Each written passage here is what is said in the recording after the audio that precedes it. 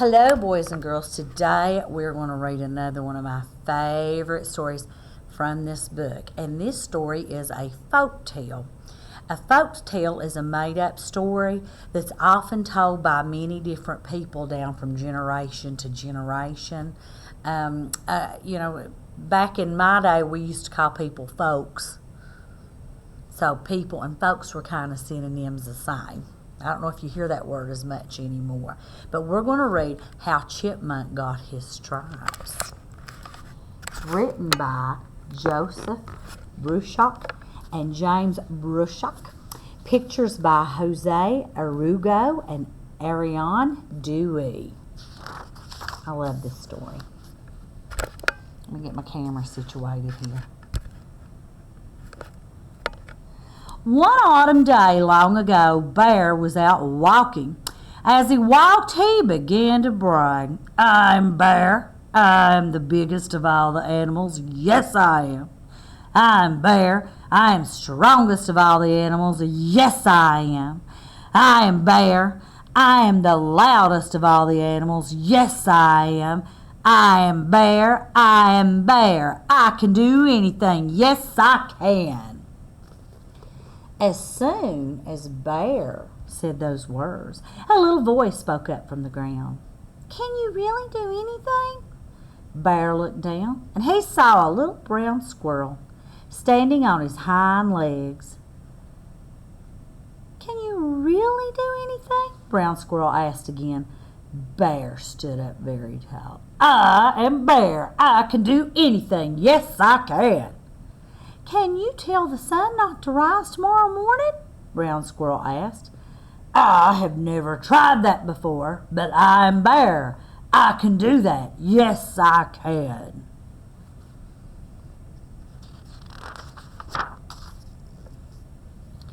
Bear turned west to face the sun. It was the time when the sun always goes down. Bear stood up to his full height, and he spoke in a loud voice. "Sun, do not come up tomorrow." And at his words, the sun began to disappear behind the hills. "You see," Bear said, "Sun is afraid of me. He's running away." "But will the sun come up tomorrow?" Brown Squirrel asked. "No," Bear answered, "the sun will not come up." Then Bear turned to face east, the direction where the sun always used to come up. He sat down. Little Brown Squirrel sat down beside him, and all that night they did not sleep. All that night Bear kept saying these words. "The sun will not come up. Humph! The sun will not come up. Humph!" But as the night went on, Little Brown Squirrel began to say something too. He said these words. "The sun is going to rise. Ooh! The sun is going to rise. Ooh!" All through the night they sat there. One by one the other animals gathered around them. Fox and wolf, deer and moose, rabbit and porcupine, hawk and owl, otter and beaver, frog and turtle, and even the little mice came. They wanted to see who would be right, Bear or Brown Squirrel. This is what the other animals heard. "The sun will not come up. Humph! The sun is going to rise. Ooh! The sun will not come up. Humph! The sun is going to rise. Ooh!"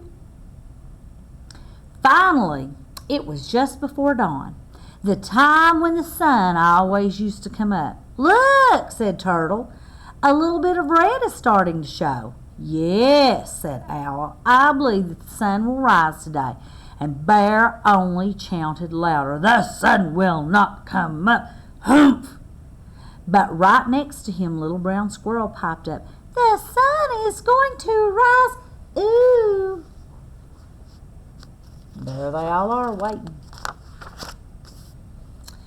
And the sun came up, and the birds sang their welcoming songs, and the bright light of the new day spread over the land. Everyone was happy except for one animal, and that animal was Bear. He sat there with his head down and a grumpy look on his face. Oh, look how grumpy. Oh. The happiest of all was Little Brown Squirrel. "The sun came up," he chirped. "The sun came up, the sun came up, the sun came up." Brown Squirrel was so happy he forgot what his wise old grandmother had told him when he was very young. "Brown Squirrel," his grandmother had said, "it is good to be right about something. But when someone else is wrong, it is not a good idea to tease him." Now, Little Brown Squirrel began to tease Bear. "Bear is foolish, the sun came up. Bear is silly, the sun came up. Bear is stupid, the sun..." Oh, was that very nice? No, he should remember what his grandmother told him. Whoop! Bear's big paw came down on Little Brown Squirrel, pinning him to the ground. Bear leaned over and opened up his huge mouth. "Yes," Bear growled, "the sun did not come up. Yes, I do look foolish, but you will not live to see another sunrise. You will not ever tease anyone else again, because I, Bear, am going to eat you." Brown Squirrel thought fast. "You are right to eat me," he said. "I was wrong to tease you. I would like to say that I am sorry before you eat me. But you are pressing down on me so hard that I cannot say anything at all. I cannot say anything at all. I cannot even breathe. If you would please lift your paw up just a little bit, then I could take a deep breath and apologize before you eat me." "That is a good idea," Bear said. "I would like to hear you apologize before I eat you."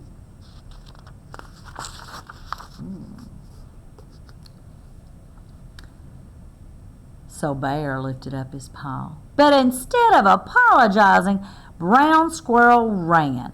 He ran as fast as he could toward the pile of stones where he had his home. He had a tunnel under those stones and a nice warm burrow underground. Little Brown Squirrel's grandmother stood there in the door waiting for him. "Hurry, Brown Squirrel," she called. "Hurry, hurry." So was he pretty smart to trick the bear? Because he didn't apologize, did he? Little Brown Squirrel dove for the door to his home, but Bear was faster than he looked, and he grabbed for the Little Brown Squirrel with his big paw. Bear's long, sharp claws scratched Brown Squirrel's back from the top of his head whoosh, to the tip of his tail. Ah, look at him. He almost got him. But Brown Squirrel got away. Deep down in his burrow where Bear couldn't get him, Brown Squirrel curled up next to his grandmother, and he slept all winter while those scratches on his back healed. When spring came again, Little Brown Squirrel came out of his hole and looked at himself. There were long pale stripes all the way down his back where Bear had scratched him. He was a brown squirrel no longer. He was now Chipmunk, the striped one. That is how Chipmunk got his stripes. Ever since then, Chipmunk has been the first animal to get up every morning. And as the sun rises, he scoots to the top of the tallest tree to sing his song. "The sun came up, the sun came up, the sun came up, the sun came up." And ever since then, Bear has been the last animal to get up, and he doesn't like to hear Chipmunk's song. It reminds him, as it reminds us all, that no one, not even Bear, can do everything. I just love this story. Bear learned that he couldn't do everything, and Chipmunk learned what? That it's not nice to make fun of people when they're wrong. It's kind of like rubbing it in, and you don't want to do that. That's not very nice. I hope you guys love this story as much as I did. See you soon. Bye.